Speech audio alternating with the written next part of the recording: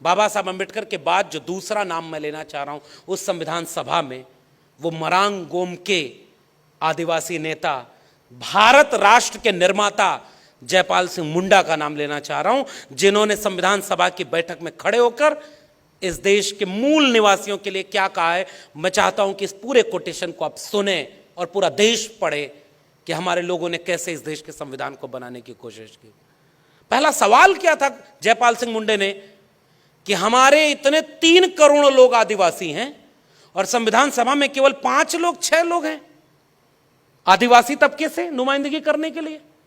और मरांग गोमके जयपाल सिंह मुंडा ने संविधान सभा में एक और सवाल पूछा कि इनमें एक भी महिलाएं नहीं है। सोचिए, बाबा साहब अंबेडकर जेंडर मूवमेंट के नेता हैं। महात्मा ज्योतिबा फूले महात्मा बन ही नहीं पाते अगर उनके साथ सावित्रीबाई फूले खड़ी ना होती, और यह बात मैं पूरे दावे से कहना चाहता हूं।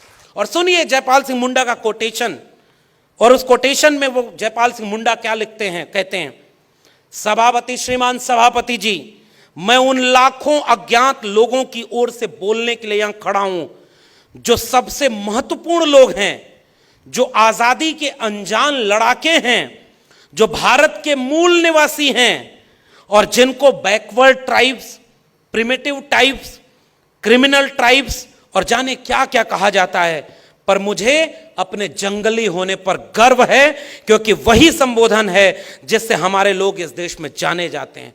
तेवर देखिएगा हमारे पुरखों में से एक जयपाल सिंह मुंडा का।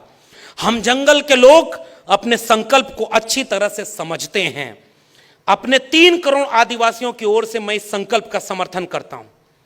और हम समर्थन इसलिए नहीं करते कि यह देश के हर नागरिक की धड़कन और उसकी भावनाओं की अभिव्यक्ति करता है। इस संकल्प के बाद भी हमारा कोई झगड़ा नहीं है। एक जंगली और एक आदिवासी होने के नाते संकल्प की जटिलताओं में हमारी कोई दिलचस्पी नहीं है। मैं सभा से कहना चाहता हूं कि अगर कोई देश में सबसे ज्यादा दुर्व्यवहार का शिकार हुआ है तो वो हमारे लोग हैं।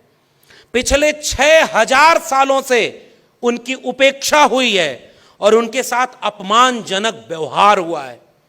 मैं जिस सैंधव घाटी सभ्यता का वंशज हूं, उसका इतिहास बताता है कि आप में से अधिकांश लोग जो यहां बैठे हैं बाहरी हैं, घुसपैठिए हैं, जिनके कारण हमारे लोगों को धन और धरती छोड़ करके जंगलों में जाना पड़ा है।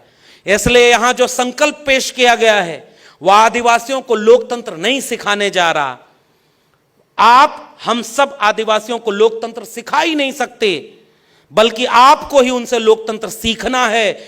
आदिवासी पृथ्वी के सबसे पहले, पुराने और सबसे बड़े लोकतांत्रिक लोग हैं, और इसलिए हम ये चाहते हैं कि इस देश के संविधान में हमारी जगह ऐसी बने कि हमें भी महसूस हो कि हां, हमारा मुल्क आजाद हुआ है। यह कोटेशन पढ़ा था जयपाल सिंह मुंडा ने।